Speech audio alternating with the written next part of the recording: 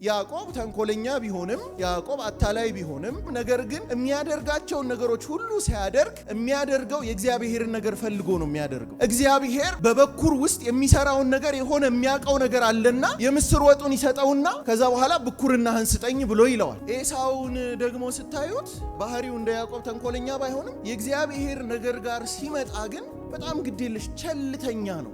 ብኩርናውን ለያዕቆብ በሸጠ ጊዜ በጣም የተናገረው ከባድ ቃል አለ።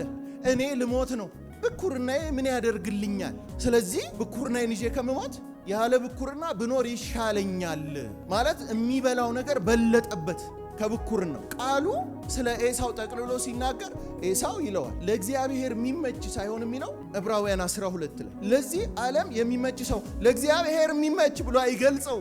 መጽሐፈ ምሳሌ ላይ ሲናገር የሚወዱኝን እወዳለሁ፣ ተግተው የሚሹኝ ደግሞ ያገኙኛል። የሚወዱኝ ያገኙኛል ሳይሆን የሚለው ተግተው የሚሹኝ ያገኙኛል እና ተግቶ ካልፈለገው በየት በኩል አድርጎ ይገኝለት። ሰይጣን ወደ ሰው ህይወት ሲመጣ ይሄንን ነው ከሰው ሊወስድ የሚፈልገው፣ ከአማኝ ህይወት ሊወስድ የሚፈልገው። ለእግዚአብሔር ያለን ረሃብ እግዚአብሔርን መፈለግን ነው ከሰው ሊወስድ የሚፈልገው። የምንቀጥልበት መቀጠያችን የሆነውን እግዚአብሔርን ሳንፈልግ ልንኖር አንችልም።